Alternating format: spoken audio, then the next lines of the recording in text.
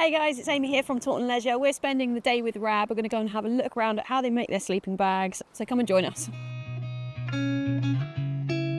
Hey guys, it's Amy here from Taunton Leisure, and I'm here with Matt from Rab at the Rab warehouse, and he's going to tell us where the down comes from, how it arrives, and what they do with it. Yeah, thanks, Amy. So this is how down arrives with us. We basically hand fill all of our down sleeping bags and expedition gear here in the UK, and always have done. So all of our down is Eastern European sourced. It's all RDS certified, which is a standard that Rab helped set up. And it basically means that this down can be independently traced back to the farm that it came from, just to make sure that it is coming as a byproduct from the food industry.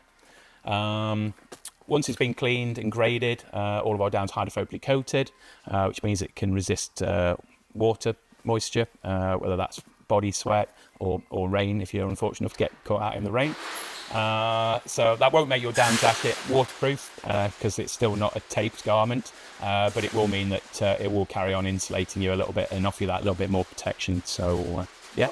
What happens to the down once it's arrived here? Where does it go next? Yes, so once it's arrived here, it gets taken through to our down filling room. Go through there now if you like and have a look, see what we do with it. So we've just seen how down comes into us in those massive bags and talked a little bit about the properties of it.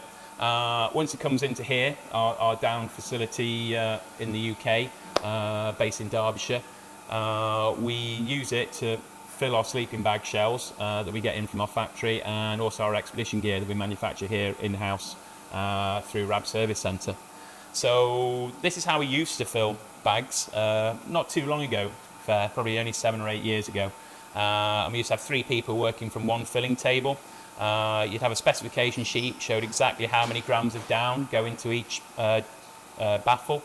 And then you would put the right quality of down into the hopper here, which is sat on some really accurate scales, and then you would literally have to blow the right amount of down into each baffle, and quite mathematically challenging, and subtract that amount of down from however much down you have in the hopper. Yeah. So not an easy task by any means. So that's why we moved to these machines, which are kind of third iteration. We can put the down in the hopper that you see here, which is constantly recirculating, meaning any dust gets dropped to the bottom of the hopper, and the down's being aerated and kept dry at all times. And then all of those specification sheets that we used to have on paper are now just programmed into the computer. So what that means is when we're doing a production run, all we need to do is make sure we've got the right down in the hopper. We pick the right program, and then using our shells that we get in like this. So they basically come in complete, bar a hole across two baffles. Okay. And then we start at the head and work our way down, and the machine knows exactly how much down to put into each baffle. It also knows if it's underfilled at all, so we can top it up again, and that means from a QC perspective we're not having to QC every single bag like we used to back in the day. It still gets visual inspections as it goes through the process, but there's no way that the bag can be underfilled, which is obviously important when we're talking about a high performance product like this. Absolutely.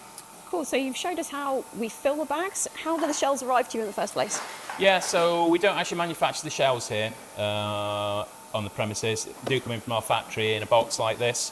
The beauty of that is we can basically fill a container full of shells, whereas if we were getting bags filled in the Far East or similar, we'd be shipping those massive bags of down that you saw all the way over to our factories, having them filled in the factory, and then shipping those completed bags back to us. So we'd basically be shipping air one way and then shipping it back again.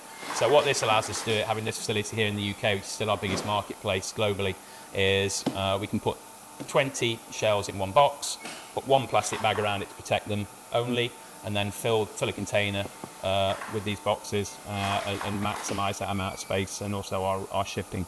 So once they arrive here, we can use them to start any production runs that we're doing, and that's what Anne's doing here at the moment. We talked about how the specification sheets for each bag are programmed into the computer. So all Anne has to do now is just start at the foot of the bag, work her way up. The machine knows exactly how much down's going into each bag.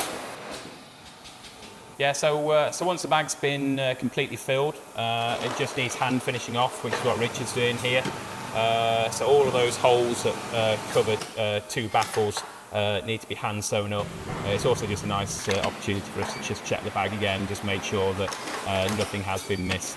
So you're checking it all the way along the line? Yeah, every stage just gets that next visual check. I said we're very lucky with the system we've got set up here.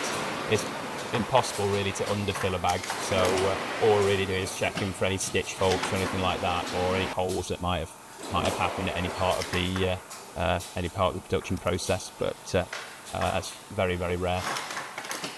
So the final part of the puzzle is it moves on from the sewing team, who are basically hand finishing each bag.